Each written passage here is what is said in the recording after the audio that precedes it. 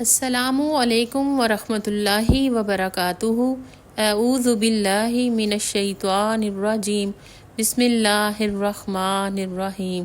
رب اشرح لی صدری ویسر لی امری واحلل عقدۃ من لسانی یفقہوا قولی۔ قرآن اور حدیث کے سفر سے آج ہم سورۃ بقرہ کی آیت نمبر 65 پڑھیں گے۔ تو آئیے ہم آج کا سبق شروع کرتے ہیں۔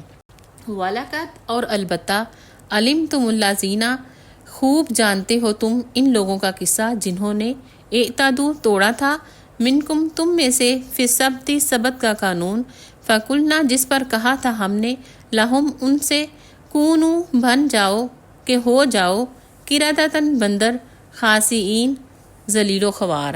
پھر تمہیں اپنی قوم کے ان لوگوں کا قصہ تو معلوم ہی ہے جنہوں نے سبت کا قانون توڑا تھا، ہم نے انہیں کہہ دیا کہ بندر بن جاؤ اور اس حال میں رہو کہ ہر طرف سے تم پر دھتکار اور پھٹکار پڑے۔ یہاں اس آیت میں اللہ سبحانہ تعالیٰ ایک اور تاریخی واقعے کو بیان کر رہے ہیں، بلکہ یاد دہانی کرا رہے ہیں۔ اس وقت کے بنی اسرائیل کے جو لوگ تھے انہیں ماضی کا سبق یاد دلایا جا رہا ہے۔ اعتدوا منکم فی السبت، جنہوں نے ہفتے کے دن کی خلاف ورزی کی تھی۔ اللہ سبحانہ تعالیٰ نے ہفتے کے دن ہر طرح کی تجارت اور کھانے پکانے کے کاموں سے روک دیا گیا تھا۔ اس واقعے کی تفصیل سورۃ الاعراف 163 میں ملتی ہے۔ بات دراصل یہ ہے کہ جیسے مسلمانوں کے ہاں جمعہ کا دن معتبر ہے، عیسائیوں کے ہاں اتوار کا دن اور یہود کے ہاں ہفتے کا دن تھا، ان کے اوپر پابندی یہ تھی کہ ہفتے کے دن وہ کوئی بھی کام نہیں کریں گے، ہر طرح کے کام سے چھٹی تھی۔ یہ لوگ زر پرست اور دنیا کی محبت میں ڈوبے ہوئے لوگ تھے۔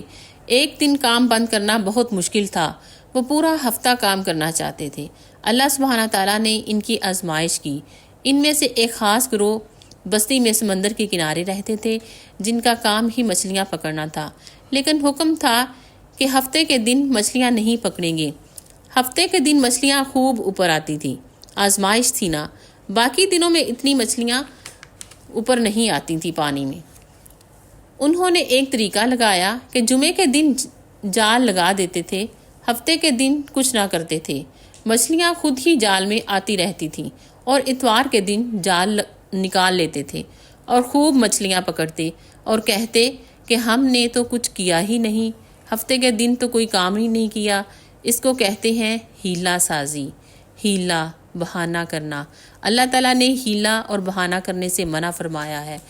آپ صلی اللہ علیہ وآلہ وسلم نے فرمایا ہے وہ نہ کرنا جو یہود نے کیا، کہ اللہ کی حرام کردہ چیزوں کو ہیلوں کے ذریعے اپنے لیے حلال نہ کر لینا، جیسے ربا، سود کو لوگ تجارت سمجھ کر حلال سمجھتے ہیں۔ انما البیع مسلم الربا، تجارت میں بھی تو ہم اپنا مال ہی لگاتے ہیں، تو اس میں بھی ہم بینک کو اپنا پیسہ دے دیتے ہیں تو بینک ہمارے لیے بزنس کرتا ہے، حالانکہ دونوں میں زمین آسمان کا فرق ہے۔ یہاں بھی حلال کو حرام کے ساتھ ملا دیا جاتا ہے۔ پھر کہتے ہیں کہ علماء مشائخ کی زیارت بھی حج ہی ہے ہمارے لیے، ان کا نام قبلہ رکھا ہوا ہوتا ہے، ان کے پاس ملنے جانے کو حج سمجھتے ہیں۔ پھر اسی طرح پردہ تو دل کا پردہ ہوتا ہے، انسان کو اپنی نیت صاف رکھنی چاہیے۔ تو ایسی بہت سی ناجائز عمل کو لوگوں نے ہیلوں کے ذریعے اپنے لیے حلال کر لیا ہے۔ تو ہفتے کے دن مچھلیاں پکڑنے کا نتیجہ کیا نکلا؟ فَقُلْنَا لَهُمْ كُونُوا قِرَدَةً خَاسِئِينَ، ہم نے کہا ذلیل بندر بن جاؤ۔ اللہ نے ان کی شکلیں مسخ کر دیں، ان کو بندر کی طرح بنا دیا۔ ایسا کیوں ہوا؟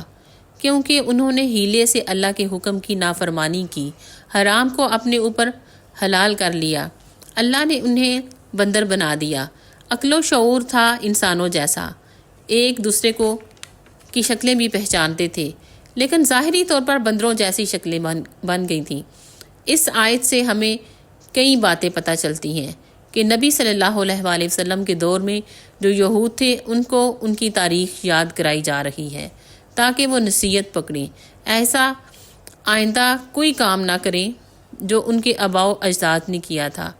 دوسرا، ہیلا سازی کی حرمت بیان کی جا رہی ہے، کیونکہ ہیلے کے ساتھ دھوکہ بھی شامل ہو جاتا ہے۔ عملی طور پر خدا کے حکم کی نافرمانی کر رہا ہے، مگر تعویلوں سے ظاہر کر رہا ہے کہ اللہ سبحانہ تعالیٰ کی بات مان رہا ہے، کیونکہ غلطی کر کے جسٹیفیکیشن دینا اور زیادہ غلط ہے۔ بجائے اس کے کہ غلطی ہوگی مان لیا، میں غلط ہوں۔ عقل مندی یہ ہے کہ انسان اللہ کی بات کو ویسا ہی لے جیسا اللہ سبحانہ تعالیٰ نے فرمایا ہے۔ اپنی خواہشات پوری کرنے کے لیے آیات کا مفہوم نہ بدلیں، اپنی مرضی سے تبدیلی نہ کی جائے۔ انسان اللہ کی نظروں میں ذلیل و خوار ہو جاتا ہے۔ صرف بندر بننے کو نہیں کہا گیا تھا، انہیں کہا تھا کہ ذلیل بندر بنو۔ آپ دیکھیں کہ کسی حادثے کی وجہ سے اگر آپ کے چہرے پر کوئی تبدیلی ہو جاتی ہے تو آپ کو وہ اچھا نہیں لگتا، آپ اپنے منہ کو چھپاتے پھرتے ہیں، تو سوچیں جب ان کی شکلیں بگڑی ہوں گی اللہ کی نافرمانی پر، ان کے لیے کتنی ذلت اور رسوائی کی بات ہوگی۔ السلام علیکم ورحمۃ اللہ وبرکاتہ، وآخر دعوانا ان الحمد للہ رب العالمین۔